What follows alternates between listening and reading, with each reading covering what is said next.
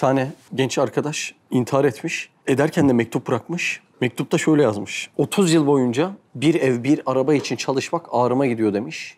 Ben bu oyunda yokum demiş kısacası. Meselenin aslında bir kısmını doğru anlamış. Gerçekten bu dünya 30 yıl boyunca çalışıp sana meyve olarak bir ev, bir araba veriyorsa bu mantıksız bir oyun. Buraya kadar problem yok ama kopuk olan ipi doğru yere bağlayamamış. Ölümün gizli oluşu, rızkın gizli oluşu yorucu bir şey. Ama bunun hikmeti nedir? Belki bir de burayı bağlayabilse başka bir yol seçebilirdi. Dayanıp sonsuz hayatın imarını seçebilirdi. Yani yarıya kadar matematiği anlamış. Bu dünya için çalışmak için çok ahmakça ama devamı olması gerekiyordu diğer yarısı. Ya bu rızık neden bu kadar insanı telaşa düşüren bir şey? Yani sürekli rivayetlerde benim rızkımın belli olduğu söylenirken ben neden rızık için bunca endişe duyuyorum? Yani bir de bu sualin peşine düşseydi, neden sorularının cevabını bulmaya çalışsaydı, meseleyi Allah'a dayandırsaydı belki de bu kapıyı değil başka bir yolu tercih edecekti. Zira biz biliyoruz değil mi? Allah'a dayan, saye sarıl, hikmete rağm ol. Yol varsa budur, bilmiyorum başka çıkar yok.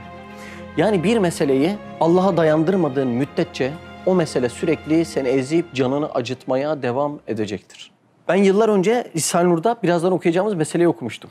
Rızkımız belli olduğu söyleniyor ama çok tesadüfe bağlı gözüküyor. Ecelimizin belli olduğu söyleniyor ama nereden, ne zaman çıkıp Azrail aleyhisselam kolumuza girip haydi bakalım bitti bu dünyanın seyahati diyecek. Bu çok belirsiz duruyor. Bunlar günü gününe, pirinci pirincine, nohudu nohuduna, nefesi nefesine belliyse neden benim günlük yaşantımda tesadüfe bağlı gibi gözüküyor ve beni böyle telaşa sürüklüyor? Benim buna bir mana bulmam lazım diyelim ve okumaya başlayalım. Buyurun. 15. Şua 7. 8. delil. Bismillahirrahmanirrahim. Vel acelul muayyenetu vel erzekul mukanneneh.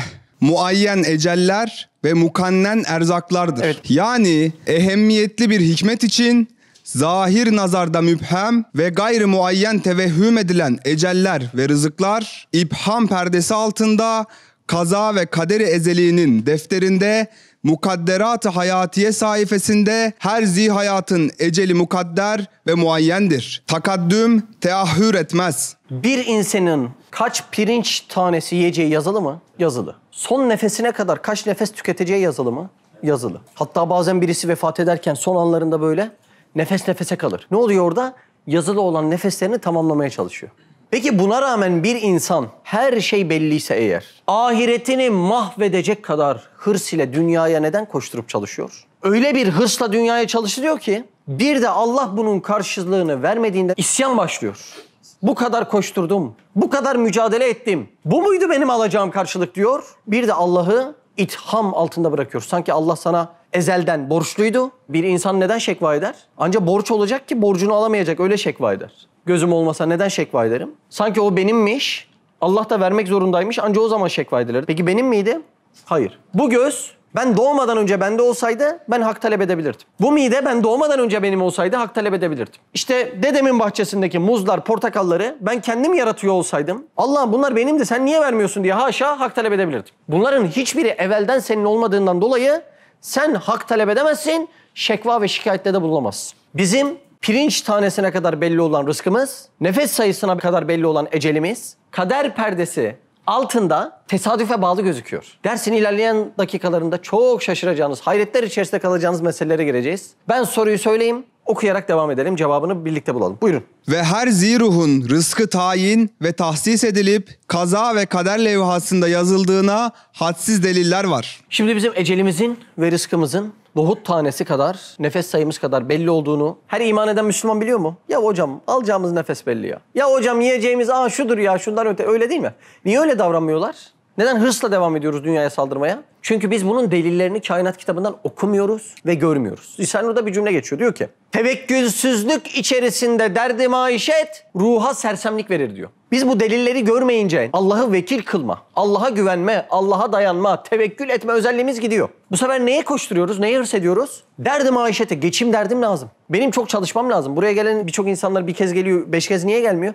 Abi bak bildiğin gibi değil. Tonlarca işim var. Neden bu hırs Allah'ın meselesinin önünde kalıyor? Çünkü bir tevekkülsüzlük var. Tevekkülsüzlük içerisinde o çarkın içine girmiş mi? Girmiş. Derdi maişet, geçim zorunluluğum var. Bir de insan zarurat olmayan şeyleri kendinde zarurat gibi hissediyor. Eve Nutella koymam lazım. İşte şu kadar fazla gömleğim olması lazım. Şu arabaya binmezsem ben yapamam, çalışamam yani. Allah beni gördüğünden geri koyarsa eğer ben yaşayamam diye insanlar kendilerini gayri zaruri işleri zaruri gibi zannediyorlar. Bunun neticesinde ne oluyor? İnsanlar hırs ile koştura koştura iş yaptığı, ticaret yaptığı veyahut maaşını aldıkları kişileri asıl merci zannediyor. Şimdi bir insan tevekkülsüzlük içerisinde derdi maişetin sersemliğine girse. Sersemlik ne demek oluyor? Kafanı nasıl kullanacağını bilmiyorsun. Ben İhsan'la sürekli ticaret yapıyorum. İşte halde komisyoncuyum. Tonlarca benden sarımsak alıyor, patates alıyor, soğan oluyor. Ben bu meseleyi Allah'a bağlayamadıktan, rızkın nereden geldiğini bilemedikten sonra ne olur?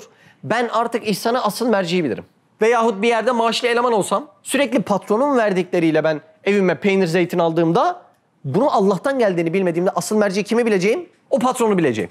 Bunun neticesinde de Allah o kulları ayaklar altında ezdiriyor işte. Risale-i Nur'da geçiyor. Karınca hırs ile çalışması neticesinde ayaklar altında eziliyor diyor.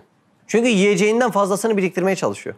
Arı ise insanlara hizmet ettiğinden baş tacı olarak geziyor. Neden? Balını sürekli insanlara ikram ettiği için Allah onu baş tacı halinde getirmişken karıncanın hırsını ayaklar altında kalmaya vesile ediyor. Etrafınıza bakın. Hırsı dünya ile belli başlı zahir nazarlarda güzel gözüken insanların rica ediyorum 20'de manevi hayatının nasıl cehenneme dönüştüğüne bakın. Bunun sebebinde rızıkla kulluğun çok ciddi bir bağlantısı var. Devam edelim mi okumaya? Mesela koca bir ağacın ölmesi, onun bir nevi ruhu olan çekirdeğini onun yerine vazife görmek için bırakması, bir alimi hafizin hikmetli kanunuyla olması ve bir yavrunun rızkı olan Bak süt. az önce ne oldu? Çekirdekten insanlara rızkın verilebildiğini gösterdi mi Allah? Gösterdi. Devam et. Bir yavrunun rızkı olan süt memelerden gelmesi ve kan ve fışkı içinden çıkıp hiç bulaşmadan safi, temiz olarak ağzına akması, tesadüf ihtimalini kat'i bir surette red ve bir Rezzak-ı Alim-i Rahim'in şefkatli düsturuyla olduğunu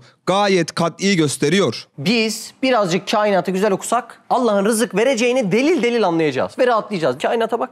Bu rızıkları veriyor, benim rızkımı asla ihmal etme diyeceğiz. Nasıl diyeceğiz bunu? Şimdi maçta adam kayıyor değil mi adamın ayağına? Hakem diyor ki şu kamerayı aç bakayım diyor. Açıyor. Adamın topa müdahalesiyle diğer futbolcunun onun ayağına girmesi arasında mükemmel bir zamanlama var. Hakem diyor ki zamanlama varsa bunda kasıt vardır, kırmızı kart diyor. Çocuğun dünyaya geliş anında annenin süt musluklarının açılması ve o çocuğun ihtiyacı olan bütün gıdaların, su da dahil, her birinin o meme musluklarından verilmesi. Neden diğer zamanlarda değil de tam bebeğin oluşu anında? Demek ki burada bir kasıt ararım ben arkadaş. Bebeğin geldiği anda o süt muslukları açılıyor. İçeride profesör mü var? Hayır. Peki anne kendi şefkatiyle mi veriyor? Hayır, öyle olsa istediği zaman verebilir. Demek ki çocuğun anıyla sütün anını denk getiren şefkat sahibi başka birisi o muslukları o zaman da açıyordu. Tam o anda o bebeğe iyilik yapacağız diye süt yerine kebap yedirsek hayatına değil vefatına sebep oluruz. 5-6 ay boyunca su bile içemeyen bir bebek düşün yani. Demek ki müdahale eden birisi var. Ve bu müdahaleyle bize bir delil sunuyor. Yarattığım herkesi kollayan benim. Hiçbir mahlukatımı rızıksız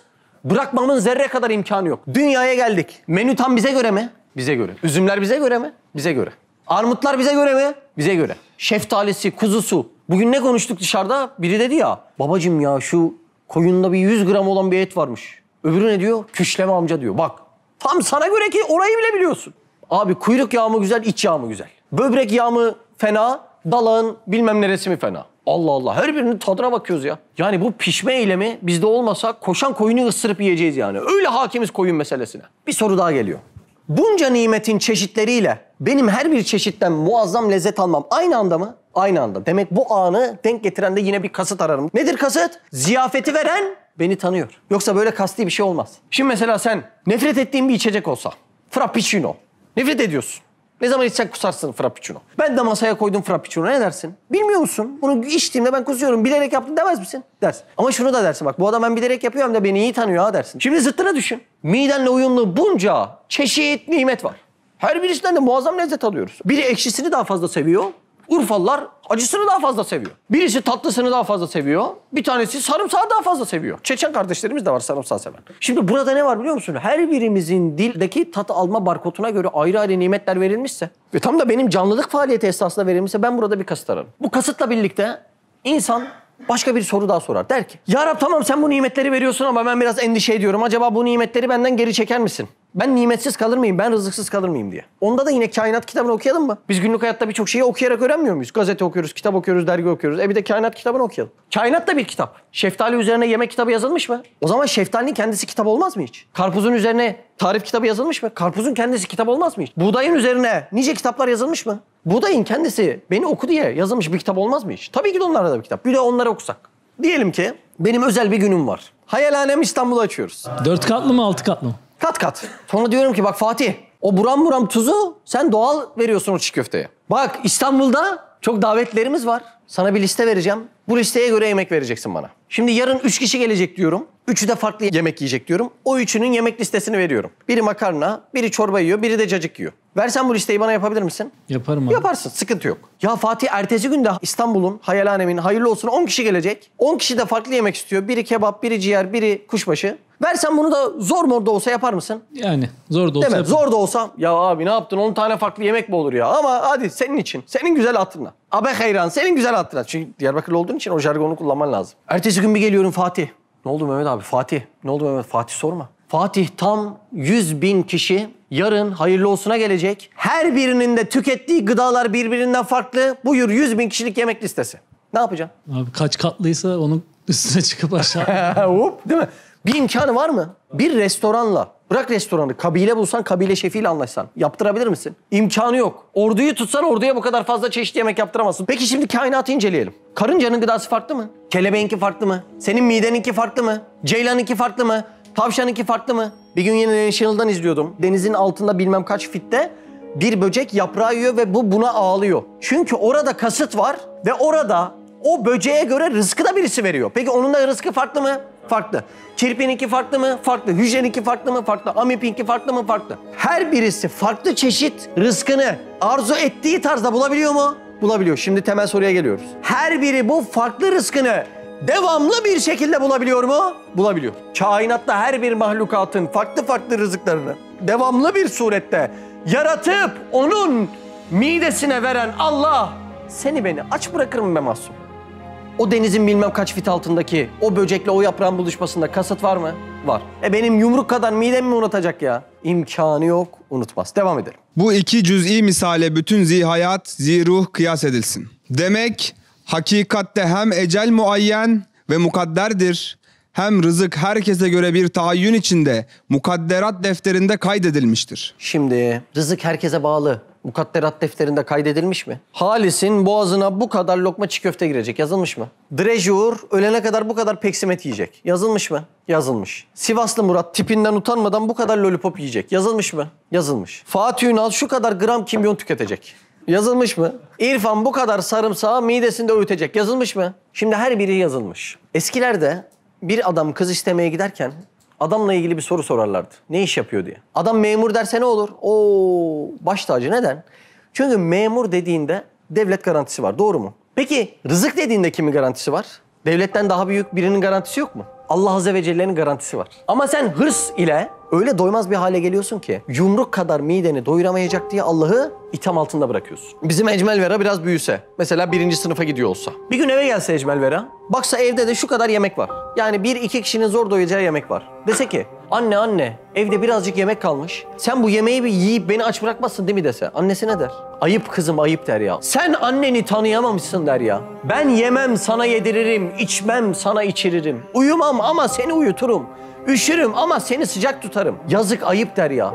Bir anneye böyle soru sorulur mu? Anne sen bunu yiyip beni aç bırakır mısın diye sorulur mu? Sorduğun anda o annenin şefkatini itham altında bırakırsın. Bir anne açlıktan ölür de yavrusunu, evladını yemeksiz bırakır mı? Bırakmaz. Peki o annenin şefkat damarlarını lime lime ören asıl şefkat sahibi Allah seni rızıksız bırakır mı? Bırakmaz. Sen hırsa girdiğinde Allah'ım dur şöyle yapayım da sen beni aç bırakma dediğinde bir yavrunun annesini itham altında bıraktığı gibi seni şefkati ile donatan Allah'ı itham altında bırakıyorsun. Yani haşa hakaret etmiş oluyorsun. Şefkat ile anne bebeğini aç bırakmaz da o annenin içerisine şefkati dolduran Allah kulunu aç bırakacak, öyle mi? Bu ne ağır bir itham oluyor değil mi? Anne bebeğine su verir, süt verir, yemek verir, erzak verir. Aslında bunları vermez. Ne verir biliyor musun? Şefkat verir. Yani annenin bu yaptıklarının her birisi neydir? O şefkatin tezahürüdür. Aslında anne peynir yedirmez, şefkatini yedirir. Gece üstünü örtmez, şefkatini örter. Biz Allah'ı tanısak, hakkıyla bilsek, yani bizim esas problemimiz burada. Allah'ı tanımadığımızdan problemler yaşıyoruz. Ve iş maalesef intihara kadar gidebiliyor. Biz Allah'ı hakkıyla tanısak anlayacağız ki Allah ne veriyorsa aslında bize şefkatini veriyor. Gezegenler bile bir aradayken, tek olduğunu düşünüyorsan koskoca evrende, bu kanal tam sana göre. Bu video YouTube kazanında kaybolmadan, senin gibi başkalarına da ulaşabilmesi için desteğe ihtiyacı var. Her abone, bir kırgın yüreğe daha ulaşmayı sağlayacak. Beğen, abone ol ve yorum yapmayı da unutma. Siz de Hayalhanem'in yurt içi ve yurt dışı projelerine destek olmak için buradaki linke tıklayarak online bağışta bulunabilir veya aşağıdaki iletişim numaralarından bizlere ulaşabilirsiniz.